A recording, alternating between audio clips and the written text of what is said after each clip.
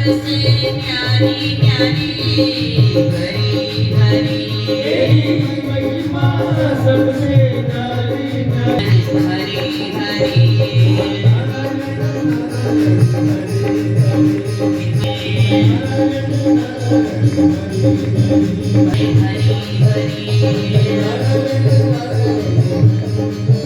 ओम नमो नारायण हरि ओम नमो नारायण ओम नमो नारायण ओम नमो सब गाइए नमो नारायण ओम नमो नारायण हरि ओम नमो नारायण ओम नमो नारायण ओम नमो नारायण ओम नमो नारायण हरि ओम नमो नारायण ओम नमो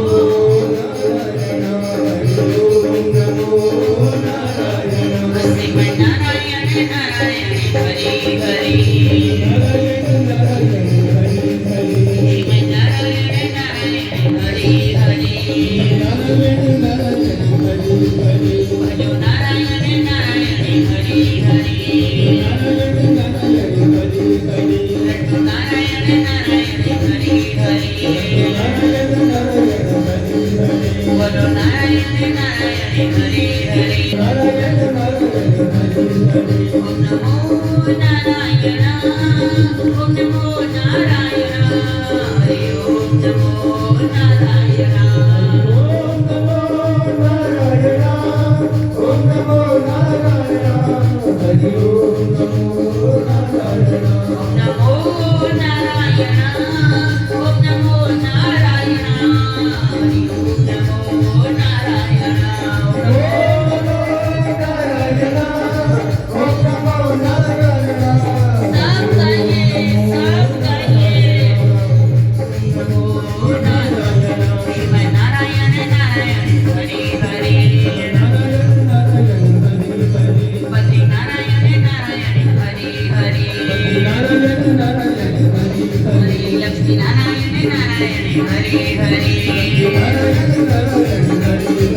ओम नारायण नारायण हरि हरि ओम सद्गुरु नारायण नारायण हरि हरि बोलो नारायण नारायण हरि हरि नारायण नारायण हरि हरि श्रीमन नारायण नारायण हरि हरि श्रीमन नारायण नारायण हरि हरि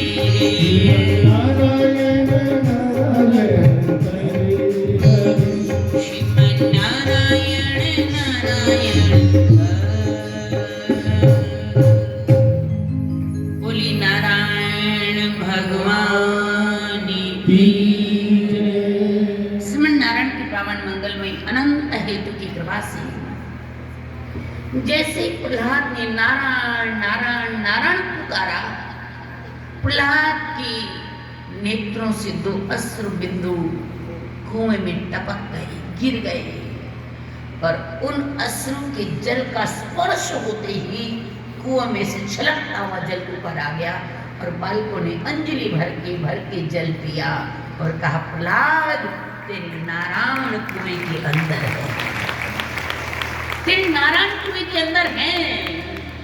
बस आगे वाले दिन का मध्य अवकाश अधिश्रुति कब हो इस बात का इंतजार था। अगले दिन फिर मध्य अवकाश हुआ। बालक कहते चलो कुएं के किनारे नारायण नारायण बोलेंगे। सब बालक जोर जोर से नारायण बोलने लगे और इस नारायण शब्द की आवाज हिरण्यकश्यप के कानों में पहुंच गई। कौन मेरे शत्रु का नाम मेरे शहर में, मेरे गांव में, मेरे देश में ले रहा है? जाओ बंद कराओ। दो पहरेदारों को भेजा, जाकर के देखा, पहले प्रहलाद बोल रहे हैं नारायण, बाद में सब बोल रहे हैं नारायण। उन्होंने जाके प्रहलाद को नारायण का नाम बंद कराने के लिए जब कहा तो नारायण प्रहलाद को छूते उन पहरेदारों में ऐसा करंट लगा, कि वो भी उन्हीं के साथ नारायण नारायण बोलने लग गए। आवाज और बुलंद हो गई। इतने में ही 2 सिपाहियों को भेजा, वो भी गए और उन्होंने प्रहलाद को छुआ। ऐसा रंग चढ़ा उन्हें भी नारायण के नाम का, वो भी संग संग में नारायण नारायण गाने लगे। षड और अमर्क 2 गुरुदेव अध्यापक, उन्हें भेजा बंद कराने के लिए। जाओ मेरे नारायण के नाम को, मेरे शत्रु के नाम को बंद कराओ। वो गए बंद कराने के लिए। षड और अमर्क ने जैसे प्रहलाद का स्पर्श किया, स्पर्श करते ही नारायण जैसे चीनी पानी में घुल जाती है, चीनी की सत्ता समाप्त हो जाती है, ऐसे इसी तरह से जो गया उसकी अपनी सत्ता समाप्त हो गई और नारायण की सत्ता में रंग गया। हिरण्याकश्यप सोचते जो गया वापस नहीं आया, क्या हुआ? अब की बात हिरण्याकश्यप स्वयं गए। जैसे हिरण्याकश्यप स्वयं गए और जाकर देखा पहरेदार, सिपाही, अध्यापक नारायण नारायण का नाम गा रहे हैं। पहले प्रहलाद, बाद में सब। हिरण्याकश्यप ने जाके अब की बार स्वयं प्रहलाद का स्पर्श किया।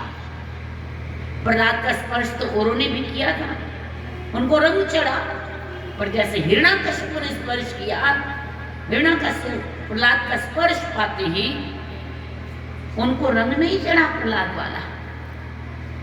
हिरण्याकश्यप को प्रहलाद का रंग नहीं चढ़ा नारायण नाम का। क्यों? स्पर्श पाते प्रहलाद ने नारायण नाम बोलना बंद कर दिया। पीछे पीछे सबने बंद कर दिया। क्या कारण हिरण्याकश्यप को औरों जैसा नारायण के नाम का रंग क्यों नहीं चढ़ा? इस बात को ऐसे समझे जैसे अक्सर साधकों की एक प्रॉब्लम है, परेशानी है। क्या परेशानी है महाराज? भगवान का नाम लेते मन नहीं लगता, कहते हो ना, मन नहीं लगता। नारायण क्यों मन नहीं लगता?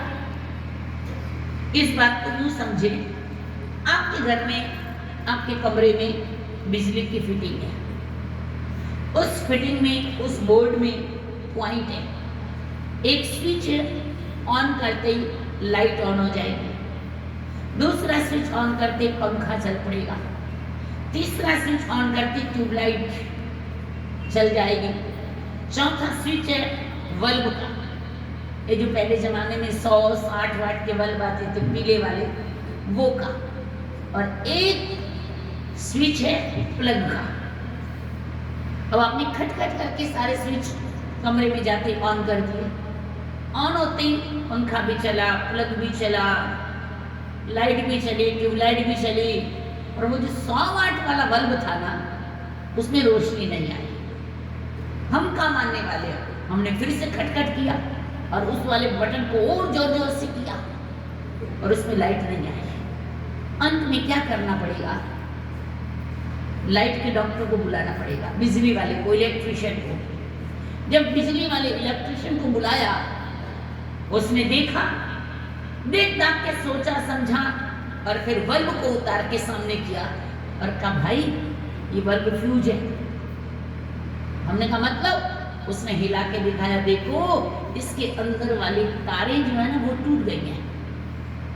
हमने कहा तो जोड़ दो, बोले जुड़ने वाली नहीं है, ये फ्यूज बल्ब बदलो, मतलब जुड़ी हुई तारों वाला बल्ब लाओ। जितने लोग प्रहलाद को छुआ उन सबके बल्ब के अंदर वाले बल्ब की तारें जुड़ी हुई थी और हिरण्याकश्यप के हृदय की बल्ब की तारें फ्यूज थी, टूटी हुई थी। उसका अंदर वाला बल्ब फ्यूज था, इसलिए उसके अंदर में प्रहलाद को छूने से रोशनी नारायण के नाम की नहीं आई। हम जो आप कहते हैं ना भगवान की पूजा करते हैं मन नहीं लगता, इसका मतलब अंदर वाले कोई ना कोई तार टूटी हुई है, कहीं ना कहीं बल्ब फ्यूज है, कहीं ना कहीं कमी है। नहीं तो ऐसा हो सकता है कि और सभी इंस्ट्रूमेंट में लाइट आए और उसमें ना आए। तो इसलिए इस बल्ब की टूटी हुई तार को भगवान के नाम के साथ सत्संग में आके जोड़ो। तभी लाइट आएगी, तभी रोशनी आएगी, तभी जीवन में परिवर्तन आएगा, तभी मन लगेगा। आज प्रहलाद को अनेक कष्ट दिए, अग्नि में बैठाया हिरण्यकश्यप ने, होलिका गोदी में लेके बैठी, जगत जानता है जो परिणाम आया। हिरण्यकश्यप ने तो एक दिन ऊपर पहाड़ की चोटी से प्रहलाद को नीचे फेंक दिया, कहा जाओ पहरेदारों से फेंक दो, मर जाएगा। पर नारायण नीचे आके देखा तो प्रहलाद फूल की तरह चमकता हुआ बैठा है। पूछा, प्रहलाद तुम ऊपर से गिरे, तुम्हें चोट नहीं लगी? उसने बोला, मुझे ऐसे लगा कि कोई गोदी फैला के खड़े हैं और उन्होंने अपने हाथों में मुझे ले लिया। जाको राखे साइया मार सके ना कोई, बाल न बांका कर सके चाहे सब जग वैरी हुए। एक दिन, एक महीने तक सर्दी के दिन में बर्फ वाले कमरे में प्रहलाद को बंद करके रखा, मर जाएगा। एक महीने के बाद जब कमरा खुला तो प्रहलाद का चेहरा चमक रहा था सूर्य जैसा, और वैसे के वैसे प्रसन्न प्रहलाद बैठे थे। हिरण्यकश्यप ने स्वयं बोला, दुष्ट ये बता तुझे इतने ठंडे कमरे में जिंदा किसने रखा, खाना और पीना किसने दिया? बड़े सौम्य शब्द में प्रहलाद कहते, पिताजी जिसने मुझे मां के गर्भ में दिया उसने यहां भी दिया। नारायण, उस नारायण ने मुझे यहां भी दिया। हिरण्यकश्यप को क्रोध आया, कहां है तेरे नारायण? प्रहलाद कहते, कहां नहीं है मेरे नारायण, कण कण में, जर्रे जर्रे में, पत्ते पत्ते में। हिरण्यकश्यप के सामने खम्भ था, उसने कहा इसमें भी है? प्रहलाद ने कहा है। हिरण्यकश्यप ने कहा है तो प्रकट करो, पर क्रोध में आके खम्भ को जैसे मुक्का मारा, तड़तड़ाते हुए नरसिंह भगवान उसके अंदर से प्रकट हो गए। जैसे नरसिंह भगवान प्रकट हुए, उन्होंने हिरण्यकश्यप को पकड़ा। नर और सिंह दोनों का अवतार है। कश्यप को पकड़ा और अपने घुटनों के ऊपर लेटा करके लंबे लंबे नाखून से उनको फाड़ने लगे। प्रहलाद दूर खड़े हाथ जोड़ करके कहते हैं, वाह नाथ क्या माया है, एक हाथ में चक्र सुदर्शन है, एक हाथ में प्यार भरी मुरली। हम क्या जाने इन राजों को, यहाँ मार भी है और प्यार भी है। एक और तो ममता और एक और मार। जैसे हिरण्यकश्यप का वध किया नारायण भगवान ने, नरसिंह भगवान ने प्रहलाद को कहते, प्रहलाद क्षमा करना मेरे पुत्र, मैंने तुझे बिना पिता के अनाथ कर दिया है। प्रहलाद ने हाथ जोड़ के कहा, हे नाथ, आपके रहते हुए इस दुनिया में कोई अनाथ नहीं है। पशुपतिनाथ, रघुनाथ, जगन्नाथ, बद्रीनाथ, द्वारकानाथ के होते हुए इस दुनिया में कोई अनाथ नहीं है। नाथ, आपने मेरे पिता को नहीं, पाप को मारा है। आपने मेरे पिता को नहीं, अधर्म को मारा है। नरसिंह भगवान कहते, प्रहलाद जितने भी राक्षसों को मैंने आज तक मारा, सबको सामने खड़े करके मारा, पर देख हिरण्यकश्यप मेरे भक्त के पिता थे, प्रहलाद के पिता थे, इसे मैंने सामने खड़े करके नहीं, गोदी में लेटा के मारा है। मेरे दिल के एक कोने में ममता भी है, मेरे दिल के दूसरे कोने में क्रोध भी है। एक हाथ में प्यार भरी मुरली, एक हाथ में चक्र सुदर्शन है। क्या करूं, ये मेरी मजबूरी है प्रहलाद, मुझे अधर्म को समाप्त करना ही पड़ेगा। हिरण्यकश्यप का वध होने के बाद भगवान के क्रोध से जीभ लपलपा रही है, मानो आंखों से रक्त की बूंदें गिर जाएंगी। देवताओं ने लक्ष्मी जी से कहा, लक्ष्मी जी भगवान का क्रोध इतना है, दिशाओं को, संसार को निगल जाएंगे, जाओ शांत कराओ भगवान को। लक्ष्मी जी ने कहा, देवगणों तुम्हारे कहने से तुम्हारे कारण से भगवान को क्रोध आया, तुम ही जाके शांत कराओ। जब मेरा कोई बीच में काम ही नहीं है तो मैं क्यों जाऊं बीच में। नारायण लक्ष्मी जी के इस कहने से सीखो, कभी भी पति को क्रोध आया हो तो पत्नी को सामने जाना नहीं चाहिए, बच्चों को भेजो और कोई जाओ। लक्ष्मी जी ने कहा मैं नहीं जाऊंगी। देवताओं ने सोचा अब क्या करें।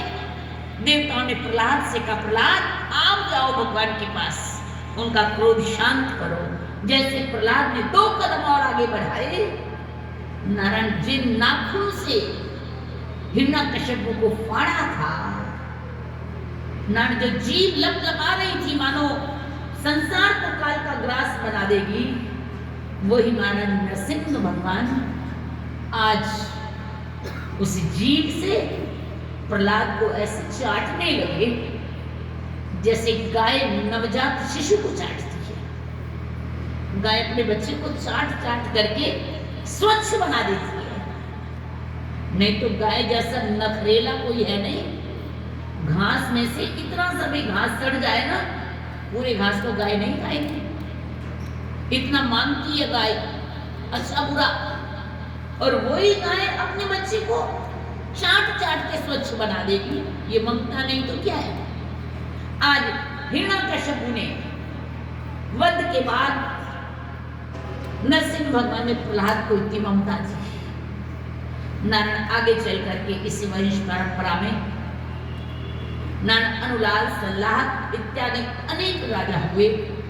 भागवत महापुराण के 7वें स्कंद के 15 अध्याय विश्राम होकर के 8वें स्कंद के 24 अध्याय प्रारंभ होते हैं। जिस 24 अध्यायों में भगवान के मोहिनी अवतार की कथा, समुद्र मंथन की कथा, भगवान शिव के विषपान करने की कथा इत्यादि, वामन भगवान की कथा, जो अनेक अनेक रसमय आनंदमय कथाएं हैं जिनको विस्तार से आज की कथा में नहीं कह पाएंगे। फिर भगवान ने कभी मौका दिया तो इनको विस्तार से कहेंगे।